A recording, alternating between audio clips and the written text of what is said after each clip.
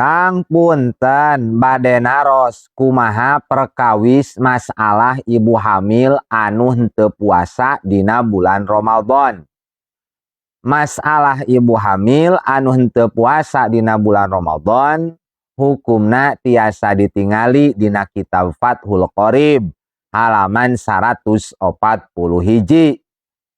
Ibaratna wal hamilu wal murdi'u, ari istri anu nuju hamil sareng anu nuju nyusuan, in khofata ala angkusihima dororon, lamun mah sieun matak aya bahaya kana dirina, yalhaquhuma bisaumi, anu mana bahaya eta teh bisa keuna ka eta istri anu nuju hamil anu nuju nyusuan kusabab puasa mata kena bahaya kana diri pribadina, kadororil maridi sapertoskeun bahaya na jalma anu keur gering, aftorota tah ieu istri anu nuju hamil istri anu nuju nyusuan meunang buka puasa, hartina meunang teu puasa ngan wajaba alaihima alqadau, puasa anu ditinggalkeun dina bulan Ramadan tatkala beres Ramadan kudu dikodoan.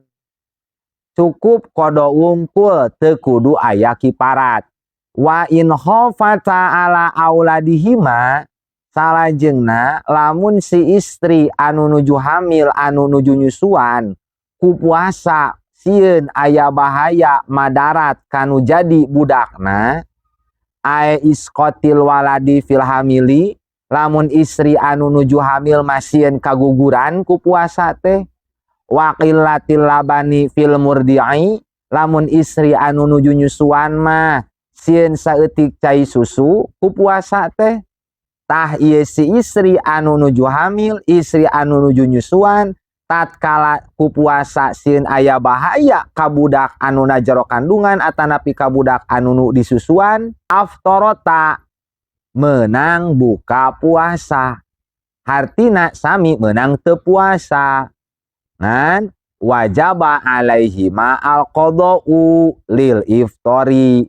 wajib sabada beres Ramadan ngodoan eta puasa anu ditinggalkeun dina bulan Ramadan. Teu cukup kodo wungkul, wal kiparatu sareng wajib oge ngalaksanakeun kiparat aidon deui. Naon kiparatna? Wal kiparatu ari kiparatna eta ayyukhrija an kulli yaumin muddun. Kiparatna nyaeta ngaluarkeun tina setiap satu hari teu puasana teh 1 mud. Wahwa kama sabako ritlun wasulsun, 1 mud teh sakumaha keterangan nu geus heula dibahas nyaeta ritlun sakati wasulsun jeung sapertilu, alias hiji sapertilu kati bil iroki kalawan kati Irak, wa yu'abbaru anhu bil baghdadi, jeung bisa diungkapkeun oge dibahasakeun hiji sapertilu kati Baghdad. Sabaraha atuh lempengna sak mud teh? Hiji sapertilu kati Baghdad teh. Saur dina kitab Al-Makayil wal Mawazin, 1 mud teh sama dengan 510 gram. Ku ulama sok dibuleudkeun jadi 6 on. Jadi atuh kesimpulanana, istri anu nuju hamil, istri anu nuju nyusuan menang teu puasa. Tah lamun teu puasa karena sieun madarat kana diri pribadina, maka engke sabada Ramadan cukup ngalaksanakeun qada wungkul teu kudu kiparat.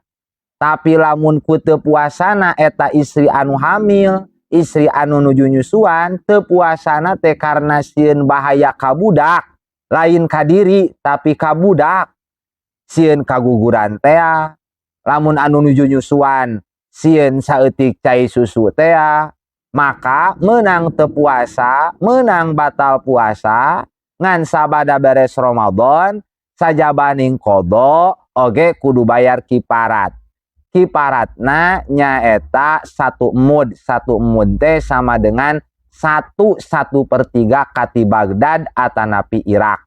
Lamun dikana gramkeun mah sekitar 510 gram, genep on kurang. Ek dibuleutkeun genep on mangga.